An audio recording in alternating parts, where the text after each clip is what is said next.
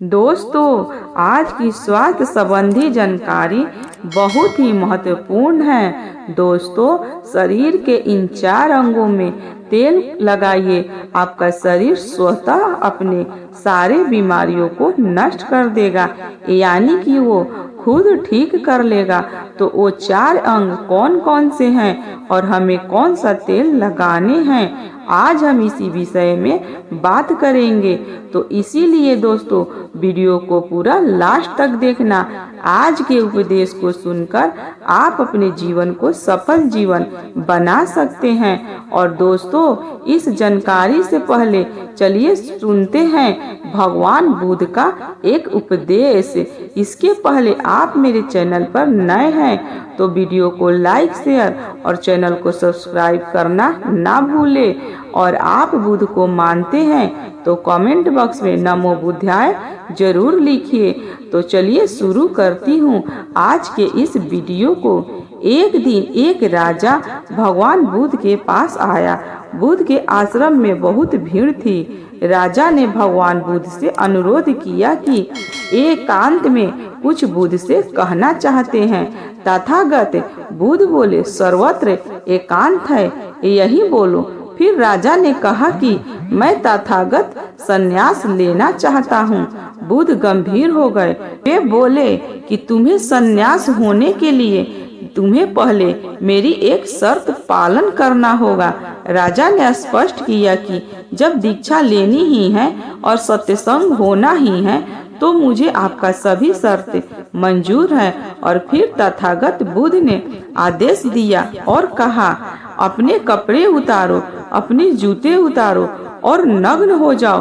और इसी नग्न अवस्था में अपने राज के राजमार्गों पर स्वयं को जूते मारते हुए चक्कर लगाकर आओ। राजा असमंजस में पड़ गया। तथागत बुद्ध ने ये क्या कह रहे हैं? मैं एक राजा हूँ, इस तरह से मैं नग्न होऊंगा और नग्न होकर अपनी ही सड़कों पर कैसे खुद को जूते मारते हुए चक्कर लगाऊंगा। लेकिन फिर भी राजा को संन्यास्त होना था तो उन्होंने भगवान बुद्ध की शर्तें मान ली और वे वैसा ही करने के लिए निकल पड़ा। राजा वैसा किया। वह नग्न होकर स्वयं को जूते मारते हुए राजा की सड़कों पर दौड़ने लगा। और यहाँ उसके चलने जाने पर शिष्य ने बुद्ध से कहा कि भंते, जब हम आपसे दीक्षा लेने आए थे तब आपने तो ऐसी कठोर शर्त नहीं लगाई थी। आप तो स्वयं करुणा अवतार हैं, फिर आपने राजा के साथ ऐसा कठोर व्यवहार क्यों किया? तब भगवान बुद्ध बोले, जब तुम लोग संन्यास लेने आए थे तब तुम्हारे अहंकार बहुत बड़े नहीं थे, इसीलिए तुम लोगों से घर घर भिक्षाटन करवा के ही काम बन गया। यह तो एक बड़े राजा है, इसका अहंकार भी बहुत बड़ा है। इसीलिए जितना बड़ा रोग उतनी बड़ी दवाई, इसीलिए महारोग की दवाई भी अधिक शक्तिशाली होती है। किसी कारणवश मैंने इनका परीक्षा भी इतना कठिन किया है। राजा जब इस दशा में अपनी ही प्रजा के सामने से गुजरेगा तो उसका अहंकार चूर चूर हो चुका होगा। राजा ने शाम तक शर्त पूरी कर ली और बुद्ध के चरणों में आकर गिर गया और फिर बोला, तथागत, अब तो मुझे आप दीक्षा देकर मुझे संन्यास्त करें। भगवान बुद्ध ने राजा के सिर पर मुकुट रखा और कहा कि अब तुम्हें संन्यास लेने की जरूरत ही नहीं है। जाओ और कर्तव्य भाव छोड़कर साक्षी भाव से राज करो। अब तो तुम स्वस्थ हो चुके हो, अब तुम राजस्थ हो। देखिए दोस्तों, किस तरह से भगवान बुद्ध ने एक राजा को उपदेश दिया और राजा का जीवन धन्य हो गया। दोस्तों, ये छोटे से उपदेश से आपको क्या ज्ञान प्राप्त हुआ, कमेंट में कमेंट करके जरूर बताइएगा। तो चलिए जानते हैं स्वास्थ्य संबंधी बहुत सी महत्वपूर्ण जानकारी। क्या आप जानते हैं कि यह हमारा शरीर किससे बना है? ये सबसे पहले जानना बहुत जरूरी है। और हमारे शरीर में कौन सी 3 दोष पाए जाते हैं? हमारा शरीर 5 तत्वों से बना है और हमारा शरीर में 3 दोष पाए जाते हैं, वात दोष, पित्त दोष और कफ दोष। इससे जानना जरूरी है, क्योंकि यह हर एक बीमारी का कारण होता है, क्योंकि हर एक बीमारी का जड़ यही 3 दोष है, इसीलिए जानना जरूरी होता है। तो आपका शरीर का सबसे महत्वपूर्ण दोष यह 3 दोष हैं, पित्त दोष, वात दोष और कफ दोष। अगर आपके शरीर का वात दोष गड़बड़ हो गया तो 60 से 70%, अगर आपके शरीर का पित्त दोष गड़बड़ हो गया तो आपके शरीर में 15 से 20% बीमारी होती है, और यदि आपके शरीर का कफ दोष गड़बड़ हो गया तो 5 से 10% बीमारी होती है।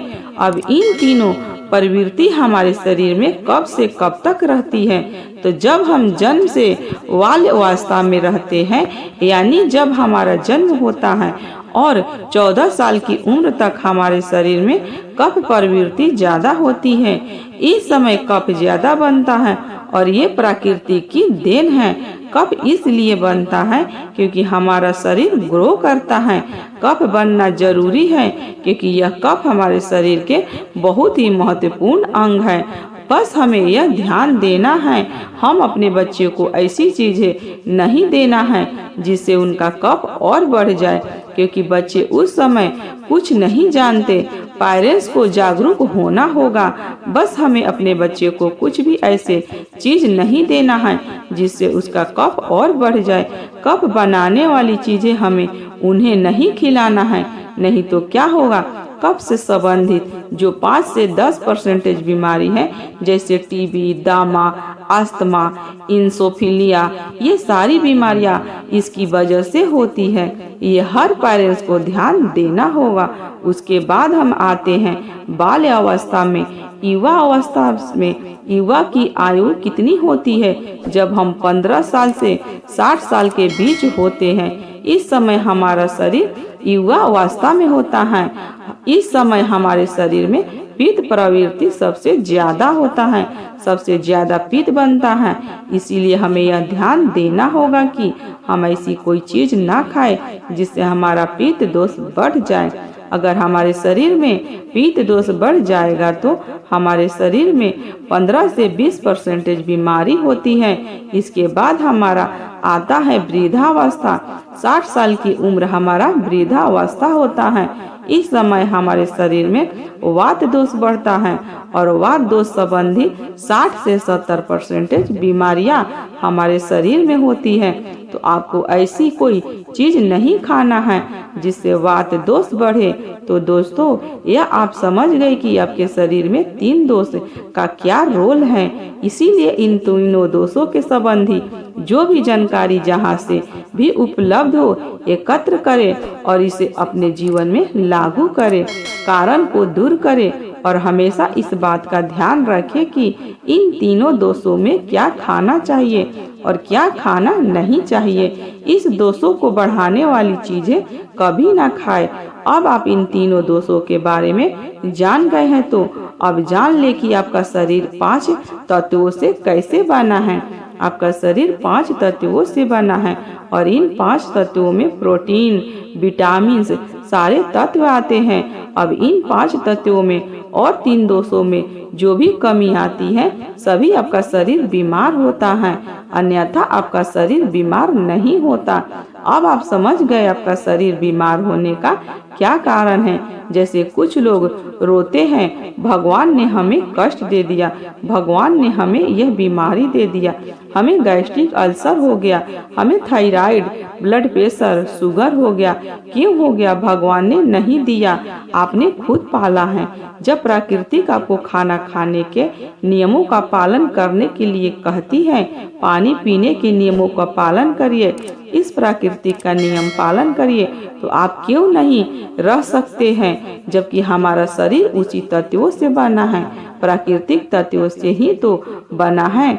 हमारा शरीर भी पानी से ही तो बना है, खाने से ही तो बना है, पोषक तत्वों से ही तो बना है। तो ये सारे नियमों को आपको पालन करना होगा। अब जब ये हमारा पित्त दोष कह रहा है कि यह चीज नहीं खाई, यह पित्त और बढ़ेगा, तो आप उसे क्यों खाते हैं?